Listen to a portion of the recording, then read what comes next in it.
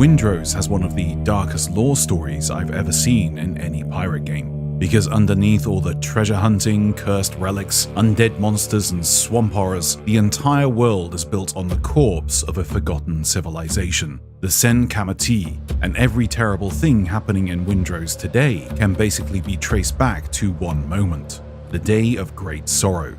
This was the event that changed everything, a forgotten catastrophe tied to death rituals, corruption, resurrection, and an artifact known as Charon's Obol. And the creepiest part? This game never fully explains it directly.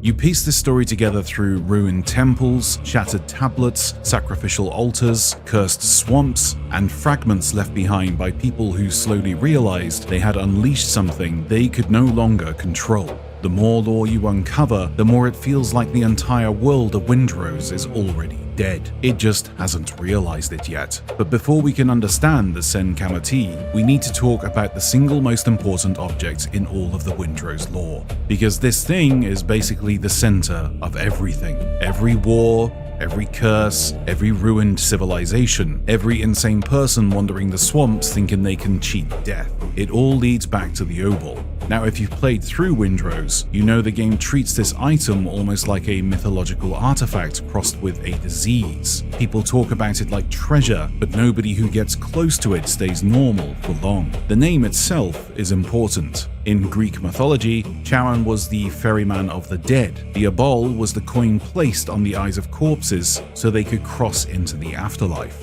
Windrose takes that concept and twists it into something horrifying, because in this world, Charon's Obol doesn't just guide the dead, it blurs the line between life and death itself. The artifact seems capable of resurrection, transformation, corruption, and unnatural power. But every single time somebody tries to wield it, something goes wrong. The dead return wrong, the living mutate, nature begins to rot. It's less like a magical artifact and more like a tear in reality itself. And that is why the cursed swamps exists. Most players think the swamp corruption is just some random fantasy plague biome. But when you really dig into the lore, it becomes obvious the entire region was shaped by repeated attempts to control whatever power is tied to this artifact. Because long before the pirates, long before the modern kingdoms, long before anyone was hunting relics across the sea, there was an ancient civilization obsessed with death rituals and communion with something they called the Lord of Death.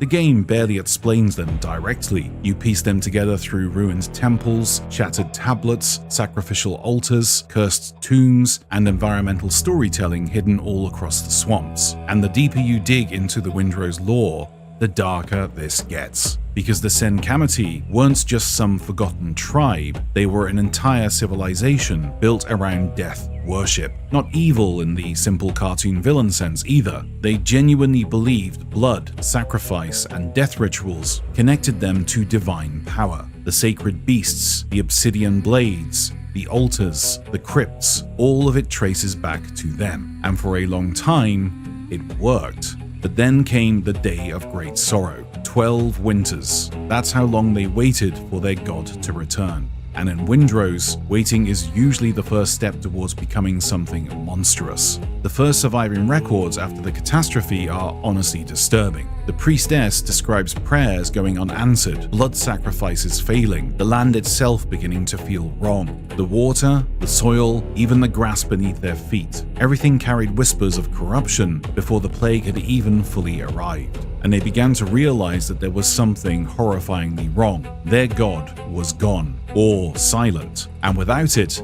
the rituals stopped working correctly. Meanwhile, the surviving people fled into the mountain cities. They abandoned the swamps and tried to move on. They built new temples to the Lord of Death, but according to the records, they basically worshipped silence. No miracles, no answers, just denial. They wanted to forget the Day of Great Sorrow ever happened, but others refused. Guardians, priests, fanatics, people who believed forgetting was the real sin. And centuries later, those people were still trying to fix what had happened. One of the surviving texts mentions a figure named Yoknom, Now, the game never fully explains who Yuknom was, but based on the context, he was likely one of the ancient dead tied directly to the old rituals. Maybe a high priest, maybe royalty, maybe something even worse. And after being buried for generations, Yuknom rose from his tomb, not metaphorically, literally. The curse brought him back, and when they finally managed to put him down again,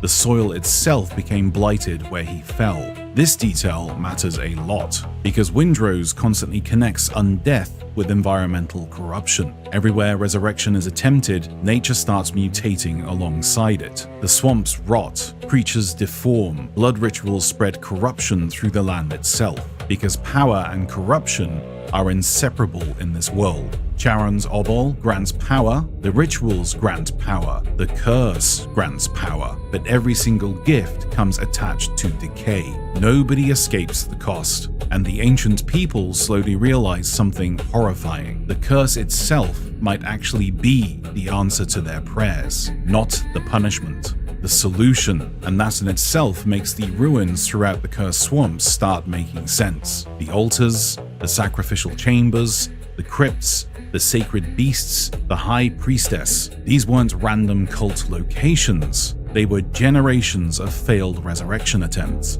entire centuries spent trying to restore their god, or perhaps recreate it. And by the time we arrive in modern-day Windrose, we're basically walking through the corpse of a civilization that refused to let death stay dead. That's why the High Priestess storyline feels so unsettling. She isn't just guarding some random cursed temple, she's the final remnant of an ancient religious system collapsing under the weight of its own desperation. Every ritual performed in those swamps traces back to the same obsession: bring the god back, even if the world itself has to rot in the process. And eventually, almost everyone disappears. The mountain cities empty, the survivors vanish, the civilization fades into oblivion. But that one final priestess remains, one last believer. Because after countless winters, after everyone abandoned their faith, after the sanctuary became a graveyard, the final priestess decides to attempt one last ritual.